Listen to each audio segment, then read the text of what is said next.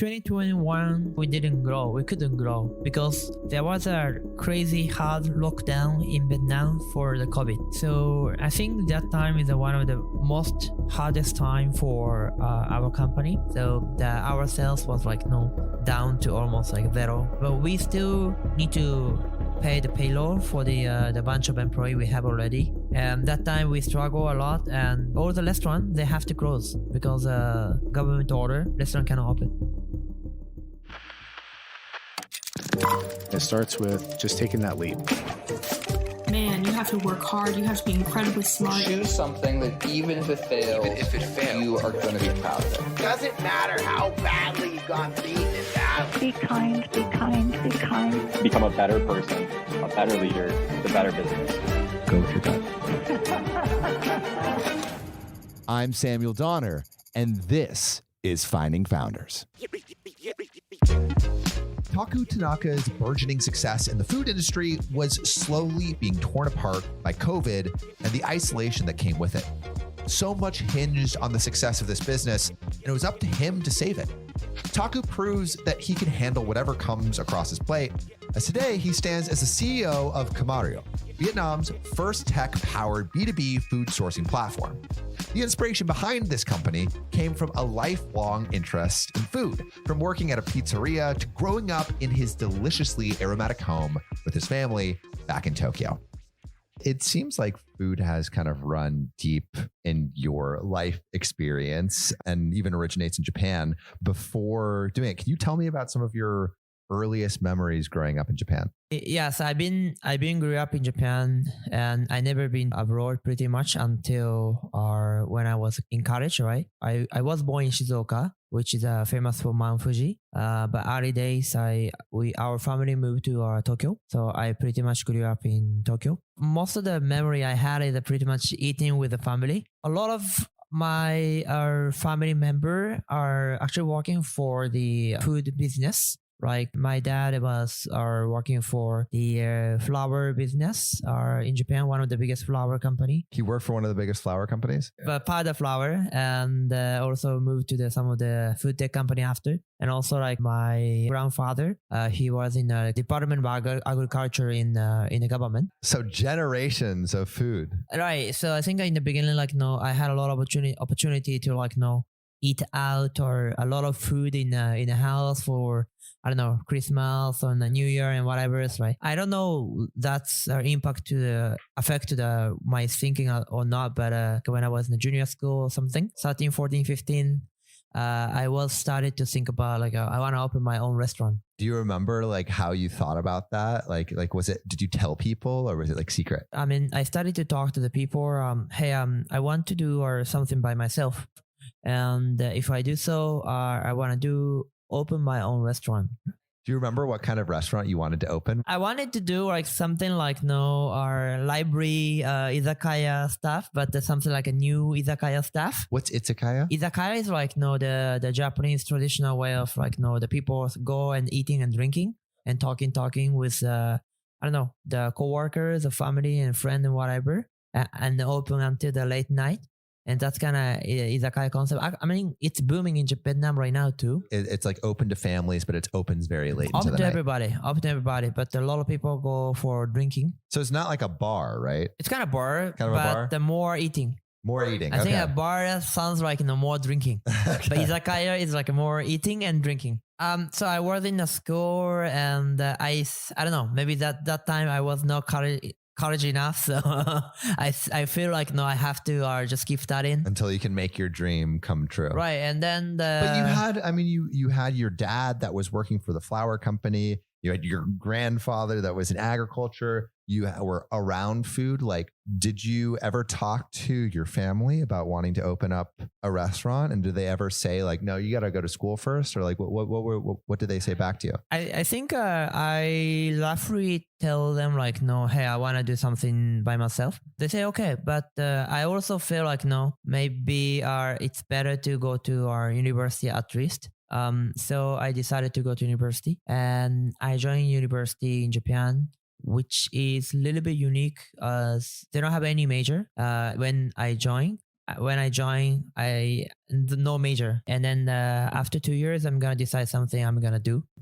Were you like, I still want to do a restaurant, but I just have to learn first? That time I still want to do the restaurant as well. But I think opening the restaurant at that point is kind of risky. I feel a lot of my friends are following the normal way of job hunting in Japan. Like normally job hunting starting from like third year of university, they start at exactly the same time and they finish at exactly the same time. That is not similar to US, but Japan has tradition of that. So I feel like, no, I need to do that. And I think of Japan as a place of traditions. Right. You know, so, it's like a very traditional place. Right. I think right now it's maybe changing, but back in like 10 years ago when I was in a college student, I think it's still like that. Around there when I was like 18, 17, I think one of my personalities are kind of curiosity. I'm always curious about something. I always feel passionate about knowing something I don't know, right? And I've been just in Japan and I started to think about, I want to or know about what's happening outside of Japan. And I started to think about I want to study abroad. So I moved to US for 1 year. I didn't speak any English at the time. When I was in US, right? And I go to university and I listen to their lecture, but I feel like, no, maybe I understand like 20%. 20%? Yes, I don't understand what they talk so fast. So I didn't understand anything, but I talked to my friend like next to my desk and what he say. By this, I feel like at the end of the study abroad 1 year, I still feel like maybe I don't speak English well. But what I can learn from the study abroad in the US, I understand like no, everyone are very different. In Japan, everyone tends to be the same, right? But US looks different. Talks different, behave different, thinking different, everyone different. Well, it seems like your world opened up a little bit, right? Where it's like you were in Japan. It's like, all right, you have to, go to high school and then go to college and then get a good job. And then I was in the US for third year to fourth year. So actually I missed the timing of job hunting. Because as I mentioned in Japan, the job hunting starts from the third year to fourth year. It's fixed for all the Japanese company. So only the way I graduated from university in the 4 year without delay is trying to find a job in an international company. There was some career fair, job fair in Boston, US. When you're at this job fair, what are you thinking you want to study? So I want to do finance and economics because I don't think I'm going to do finance and economics forever as a job. But that's something important for doing a business in the future. So I wanted to learn. And I think I want to do that type of job for like 3 years before I actually start in something. Talk to the bunch of investment bank. And I did a 3 or 4 interview in Boston. I got internship from the company called Credit Suisse. But you would have to like increase your English knowledge in this job too, yeah? I was lucky actually because of that job fair in Boston, they are all looking for the people who work in Japan. But they come to US to hire him because they think there are a lot of good talent in US. And interview was done, but after interview, more important is actually the dinner with a candidate, interviewer. And they don't say it's interview, but it's actually interview. A lot of students are super, super high level university, like Harvard, Yale, Chicago, like Stanford. But problem for them is they are smart, I think. But they are not good at super English, Japanese. So they are like half Japanese and whatever. So they speak English super well. But not Japanese. Super well. So you actually have an advantage. I'm the 1% Japanese among a bunch of them. So they feel like, oh, you are good. Then I just got hired. So what was it like working at Credit Suisse? Like when you got the job? In the beginning, I was an analyst. But I realized analyst is too narrow for each industry. So I feel like, no, I want to oversee all the sector. So I moved to the sales side because sales can talk about everything. What we are selling is exactly same as other competitors selling, right? I'm selling Toyota. And all the other competitors selling Toyota too. And Toyota has a price on the stock market. So price are same too, right? So only the way we can differentiate from the other competitor is just myself. Why they want to buy from me. My competitors, some are like 40, 50 years old. They've been like 20, they've been 30 doing it years for in ages. ages and they know about history and stuff and more knowledge, right? So how I try to differentiate from them is like something they don't know or something they don't do. So two sector, one is the internet because all people they don't know. And another thing is actually F&B because I love F&B and I can go to a lot of F&B. And F&B is food and beverage. Well, actually, when I work, I play a lot of game in iOS, Android, and see all the ranking of top 10 or something, and talk about this to the customer. And that time, the game stock is really booming, so it helped me my performance a lot. So you are working at Credit Suisse for a while, and it seems like it's going well. You're rising through the ranks. When do you visit Southeast Asia? Because I believe there's something called the ship. Right. Yeah. What was that? Before I go to Southeast Asia, actually, I was already interested. The reason why is I was born like 1989. Since that moment, Japan doesn't grow any. So GDP percent growth is like almost flat. Since 1989. Yeah. Wow. It's a big country, but it doesn't grow, right? And whole my life, country doesn't grow. I wanted to be in a country or some economy where it's growing every day, every month. So I was doing IR, right? Investor relation. And because of that, I meet a lot of founder and CEO who are listed in stock market and doing the food and beverage business. And I talk about it. Hey, I want to open my own restaurant in the future. And everyone talk to me. Don't do in Japan. It's hard. Yeah. Because expensive. They are so optimized already, but still the margin is very narrow. Labor cost is increasing, and the people are decreasing. So nothing is good and difficult to compete with the big guy too. So they are always talk about go to the developing country, growing economy, because if the GDP or per capita is growing, F&B business, food and beverage business is growing more than GDP. I found one government supported program which are gathering all the people, all the young people from the 10 ASEAN country plus Japan. They believe in tomorrow is better than today. Because of those reasons, I started to think about I want to open a restaurant in Southeast Asia. That time, I already speak English, which is good, but I still don't know anything about Southeast Asia.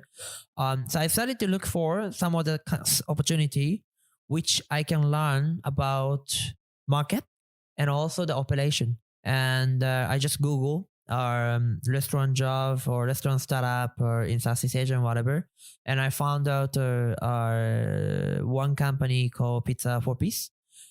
And they don't hire anyone actually, but I feel like that's very interesting. They have only one store, but that seems working well. How did you know it was working well? Like you weren't in Southeast Asia, you weren't in Vietnam. So I never visited, but the founder was writing a blog about opening or running the business. I sent an email, right? Hey, I'm in the investment bank, but I'm thinking about working in Southeast Asia in the future. Can we just talk casually or something? And we set up a Skype call and we talk. And I feel like no. Oh, I think this company has potential, and I feel like Vietnam is interesting. So I decided to take 1 week leave and come to Vietnam. That's the first time. So you thought it was interesting. You thought this pizza restaurant was interesting because he had a blog. Yeah. And you're like, let me go to Vietnam. Yeah, that's and it. See what's there. What was he saying that made you think that it was interesting? I'm like, I just want to write that down because I think that's like a really interesting way to gather interest from employees and gather interest from investors. I think he just lied about what happened, what they do daily, I can see the kind of story of how they prepare, how they open, how they run the business, how they improve every day. That's what I don't know. That's that at that time I feel like it's very interesting. So I was looking for the small company who has potential to be bigger company. And you're like, this company could be a bigger company because this guy is talking about his journey. Yeah. Right. That's And a big risk, like to go to Vietnam. I think it's a big list, right? Yeah, but I think at that time I was like 24, 5, right? Wow. So I feel like rather than like salary or money, more important is the experience I can get.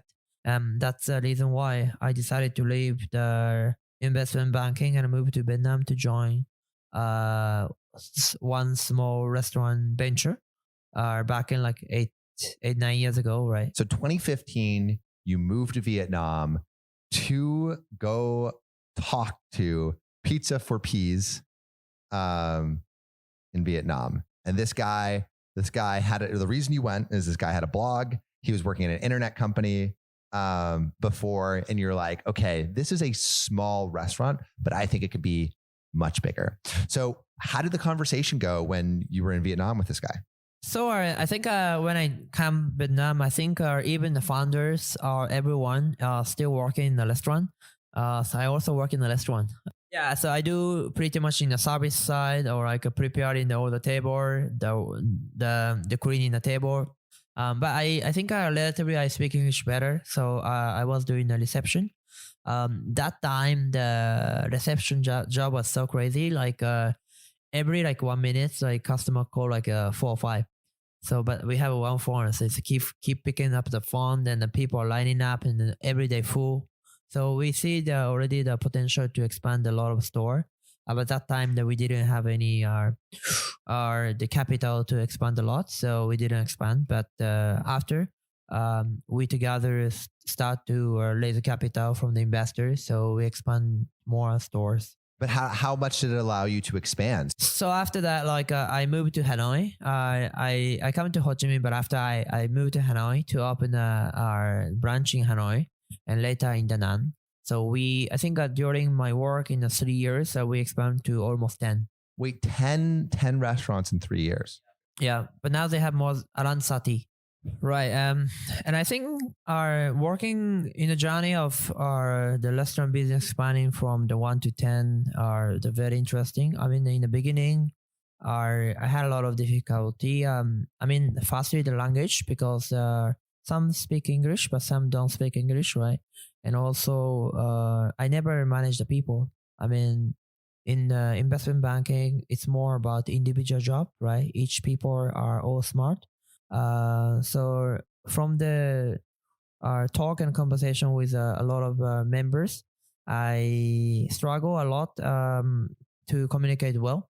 So from that bunch of mistake, I learn a lot about how we communicate better, how we manage people better. But I already are mentioned to the founders when I join. I want to do something by myself in the future. And so when did it feel like it was time to leave? During my journey in restaurant business, I realized a lot of things in Vietnam in terms of like purchasing and sourcing are very manually operated. So I start to think about maybe we can do something related to purchasing and sourcing. And then I start prepare a little bit and leave the company. But the first idea was actually didn't work well. What was the first idea? So the first idea is actually kind of copying the company in Japan who are listed in stock market, and I was in charge of it. I started doing same in Vietnam too. We developed the system where I try to connect the restaurant and supplier, and we try to charge the kind of monthly fixed fee like SaaS model. But there is no network effect because both sides of the people are very small. Like there is no many restaurant chain are big, but it was a good try because during my journey in the fast model, which is a connecting restaurant supplier, we find out some insight, which is so we do like 6 months or like 9 months or so for this business model, and we got a little more customer. But we feel like it's not going to be the big business in Vietnam because of the difference between developed country and developing country. We find out like no, the problem, like pain point, is not about the make the order easy. I think the more primary pain point is that supplier is not as good as Japan. So we decide, okay, why don't we do our supplier? We can become supplier to solve all the customer. Oh, so you would become the supplier? Yeah. Mm. So I order to that already, and she go around the market and buy what the customer order. So she cannot control about inventory or quality or price things, right? And also if she is busy sometime, she cannot deliver on time or something.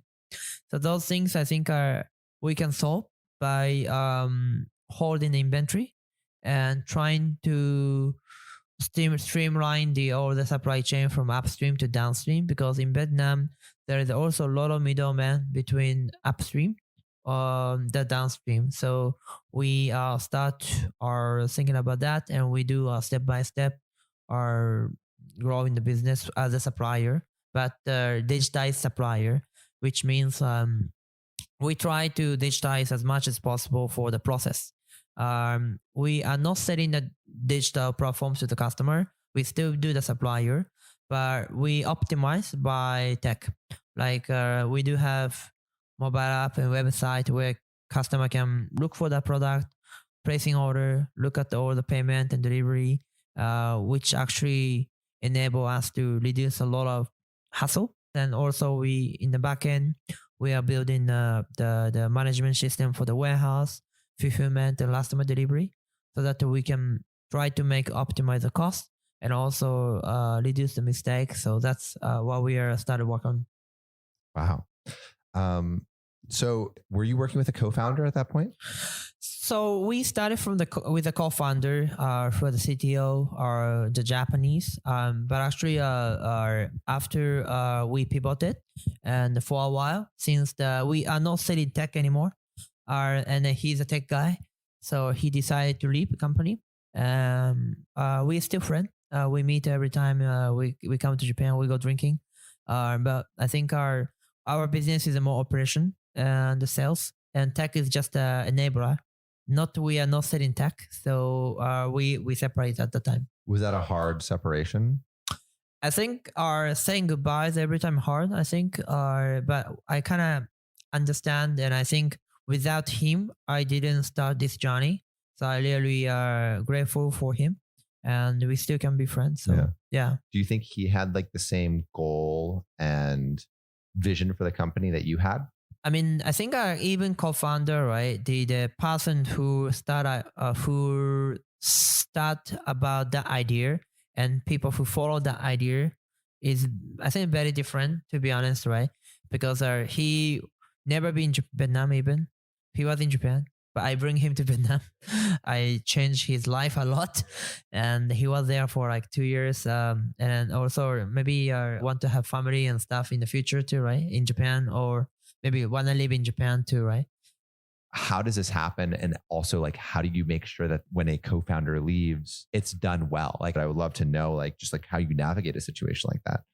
I think it depends on the situation for sure for each company, but I think the goal for the company is just keep building a great company with the revenue and in the future for sure the profit too, right? And I think keeping the employee or keeping a co-founder is not the goal of the company, right? Because as the company grow, I think the role of the people will change. What type of people we need is also change. For example, in the beginning of the business or journey, I think we need all generalists, right? No, people can do everything. But after or later, we have a more budget to hire the specific person who are strong about each things we need. We're going to hire more expert. No, we don't need a generalist anymore, for example, right? So as the the phase of the company, what we need is different, and sometimes people cannot change to that needs of the company. In that case, we might need to say goodbye. It's same for the co-founder as well. I mean, if our co-founder keep working together, thinking about the same, that's gonna be great. But nothing gonna be the same forever, right? So it happens sometime, and I think important is how we react to what happened. We focus on what I can control, and what I can control is maybe my emotion or how we deal with it. So I think if you want to leave, he already decided. So I'm not really trying to, hey, don't leave, please stay. Right? Okay, you understand. I understand. You are living fine, but let's make it smooth. We clearly explain to the team so that they don't worry about it, and how we transition. Maybe after leaving, still need a little bit help. Can you help? Something like this, no, and still be friend. And I think for us, so far it worked, right? So always have to have a backup plan. And it seems like things like actually did continue to go well, because like in 2021, you grew 15% every month. Can you tell me about that year? So actually, 2021 until third quarter, actually we didn't grow. We couldn't grow because there was a crazy hard lockdown in Vietnam for the COVID, right? So I think that time is one of the hardest time for our company because During COVID? Yeah. Can you tell me about what it was like when things shut down? So there is like first wave, second wave, and third wave, right? And every wave or the government has strong action to let the people stay at home, don't go out, right? Especially the third wave, which is like in the middle of 2021, was strongest, right? So almost 2 months, everyone has to stay at home. So we follow it, and that's also apply for everyone, right? So our shipper cannot go out, so we cannot deliver. And like they have some lockdown area. If there is a one people affected COVID, this area is locked down, and another one people got affected with COVID. Okay, I lock down from tomorrow, or something like that. So our sales was like down to almost like zero, but we still need to pay the payroll for the bunch of employee we have already. And that time we struggle a lot, and all the restaurant they have to close because our government order restaurant cannot open. So we started the B2C online grocery, but it worked when the lockdown happened, but doesn't work after lockdown finish and stuff. So it's all fluctuation. So we waste a lot of time and money, I feel. But from the fourth quarter 2021, government started to open up the economy. From that, I think we started to grow every month, and we keep growing until now. Was there a moment during COVID where you were like closest to giving up, or the company was closest to failing? Like, do you remember? I never feel like, no, I'm going to give up actually, because I mean, we have big family of the employee and they have family behind as well. So I'm responsible for that. So I feel like I cannot give up, and I don't feel like I'm giving up. And luckily I could raise some fund during even lockdown. So I have a long way. So, okay, we can just try to don't spend too much money, and we keep growing healthy, and we survive finally, and we keep growing. So in 2021, you raised $4.6 million. What did you do with that money?